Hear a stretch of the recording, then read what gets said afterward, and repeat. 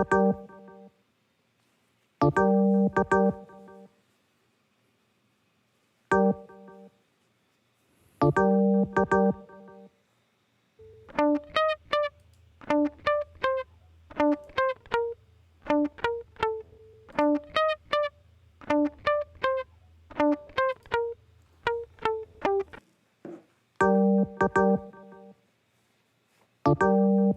viewers.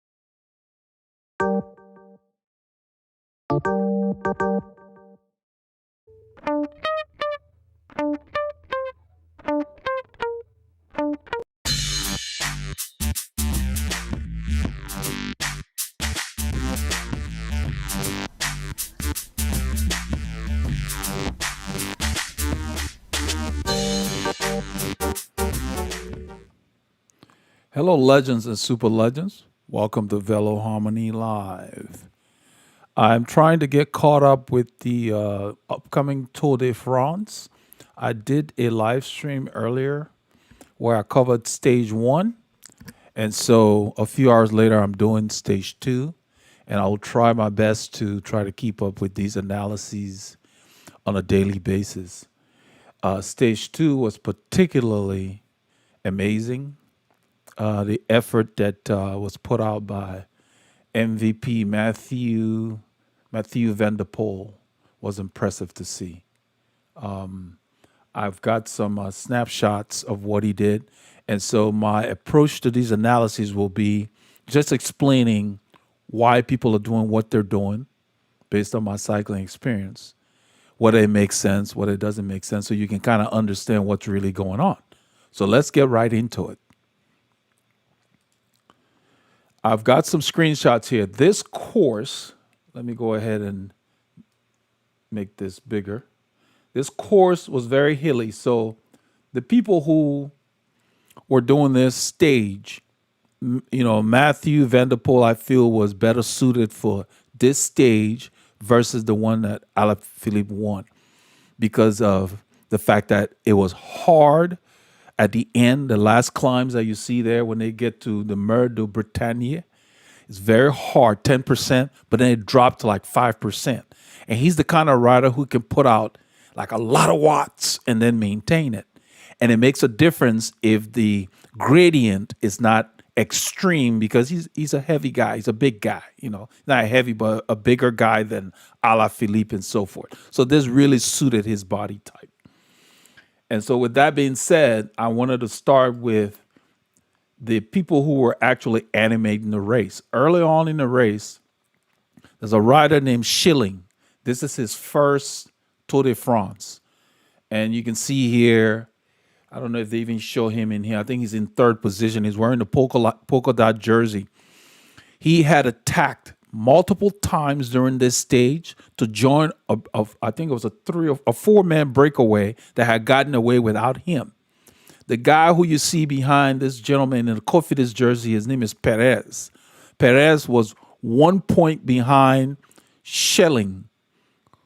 And Schelling basically was wearing the polka dot jersey on this stage. So if he had not made it to this group, he would have given up his jersey. And so he did all he could, and he was able to get to that group. In this picture, as you see, he's there. They sprinted multiple times for different points on different hills. Perez took the first one, and Schelling really pushed and got the point back. And so by the time they got caught, the other people that took the other points did not factor into the risk of Schelling losing his jersey. So he got to keep his King of the Mountain jersey. He rides with the Bora Hansgrohe team. He's from the Netherlands, and it's his first tour. So he's getting a lot of publicity for the team, and anything he wins goes into the team coffers. So that's why he was out there early in the race expending all this energy, because you got to pay the tax. Now, consistent with what somebody mentioned, one of our legends mentioned on the earlier live stream that I did a few hours ago, is why is it that they don't close the courses to, the spectators that caused that crash in stage one? Well, I explained that it's not practical because you're going from city to city. So what they did on this stage, because of that, normally they would close the road 1 kilometer to the finish. This time they did it from 2 kilometers out. So this is about the 2K mark. You can see they got barriers and everything 2 kilometers out. So yeah, it's a bit of a hassle for them to do that, but because this hill was critical to the ending, this is about probably one lap. Once they got into town, they had another circuit. So they come into town and they do a loop and come back and do the circuit. So once they go through the finishing here, they got another lap, and the lap was about 9 miles. So at this point here, they're just entering town.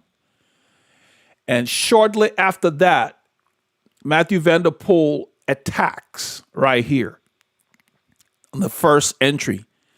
Everybody thought, well, it's kind of crazy. He's not going to be able to hold these guys off for like 10 miles. But what he was doing was he realized he was 18 seconds behind Alaphilippe. Well, the first person to cross, because it's a hill, you get time off if you're the first. So they give basically time off, seconds off to each person that crosses. First, second, third, so forth. I think it's first, second, and third. So eight seconds was going to be taken off the time of the first person to cross the finish line when they got into town for that first circuit. So he took off and he expended a lot of energy. They did not catch him, but he was very smart, because towards the end of the effort, basically when they got towards the line, that's when they rang the bell signifying you got 9 miles left, meaning you guys are coming back to do this again. What he did was, as soon as he crossed the line, he backed off the power. Alaphilippe and a few other guys came and passed, and then he got back in line. So he got back in the peloton for that last lap. So, but what was surprising, good evening to you.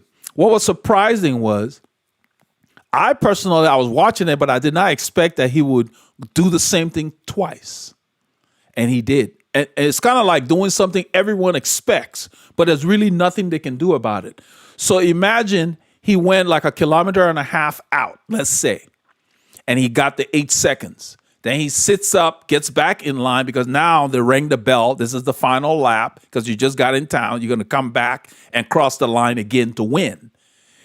And so he gets back in line, they come back around, and this is when he made the second attack. And that attack was made after Nairo Quintana had made some moves. The guy on the right, I think it's Cabrelli, he's the Italian champion. He had made some move.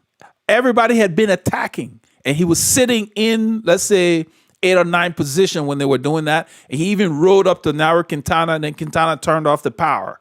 And at this point, he had been looking around, and it looked like nobody was going to do anything. That's when he went. He went far and to the right towards the barriers. When he made that move, he opened a gap, and he sustained the gap. The same thing he did when they came into town, he did it again there. You can see the Italian champion look across to see if anybody's coming. But this guy went so hard, it was just a monster attack. And it's just like he opened the gap.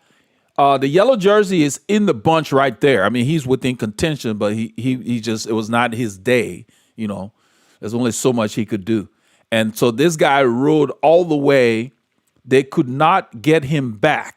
He crossed the line just like he had done the lap before to get the 8 seconds. And this is where he's crossing the line to win the stage. And because you win the stage, you get 10 seconds bonus as well. So now he wiped out the deficit to Alaphilippe. And tonight he is in yellow.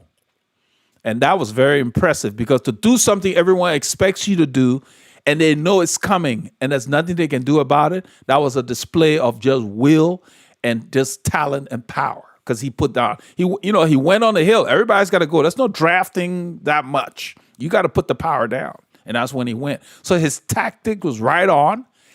And I guess he knows himself. He knows how hard he can go. But to do that twice within, say, 30 minutes, that's the kind of effort you got to know that your body can tolerate. To go full gas, within 30 minutes of each effort. And he held that for almost, say, a mile. That was impressive, And that's what I wanted to point out because he took the jersey away from Alaphilippe. It was not given to him. He basically went and got it. And then the class that Alaphilippe showed that I liked was at the end of the race. At that time, Matthew was sitting on the road trying to recover, because he had gone so hard. Alaphilippe rode up there and congratulated him. And I thought, man, that's really cool. That's a class act, It just shows a lot of respect. They have a lot of respect for each other. That was really cool to see. But that's what it took for him to get this jersey. And that's what it takes. If you know what you need to do, you wait your time. So he didn't go in no early breakaways or anything because there was no point to it. He waited until they got into town on that last climb. The profile of the climb was 10%, then 5%. And at the hardest point, that's where everybody were attacking. And he just waited till all the fuses had been blown out, and then he went.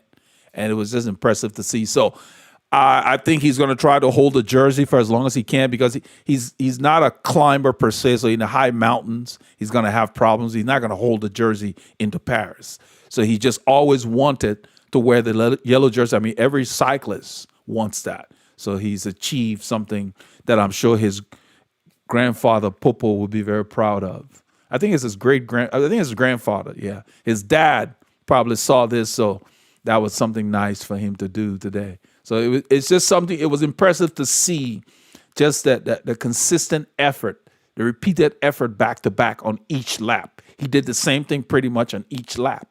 And both times, there was nothing the peloton could do about it. No one could ride up to him. So hopefully this will clear up those of you who didn't get a chance to see it. But it looks to be a very interesting first week of the tour. I'm going to do my best to try to do these every evening after the stages. That's why I did 2 of them today to cover stage 2 because tomorrow is stage 3. And so to try to just kind of walk through what's going on with the stage because it looks like the race will be very interesting. I would try to cover some of the personal stories like the thing going on with Chris Froome after that crash, So hopefully he can recover and kind of get going. So this is just a short live session to kind of cover what was going on today in today's tour. It was very competitive. They put a lot of what we call preems and sprint points where they pay money to whoever wins the sprint on the road. And then it goes to the team. And one guy won one, I think it was up almost $2,000, So it encourages the racers to animate the race instead of just riding per se. So as they go through these towns, they have different points. They're sprinting for different things. So everybody's got their own, is that there are races within the race. So the guy who went with the early breakaway was racing for his polka dot jersey. He wanted to keep wearing it.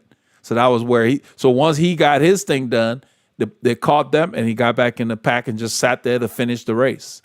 And so everybody's got different objectives during these big tours. It's always the case. Everybody's going after different things. So you kind of have to know when to expend your effort. Because the whole ride today, the whole race, we didn't see Matthew until it counted. And that's when he came out and really let it all hang out. So it was very, very animated. It was great to see. So I hope you all are having a great Sunday. I'm going to wrap up this one nice and short by just saying that Be consistent and stay safe while you're out on the roads. Keep getting your Ks in. You guys take care.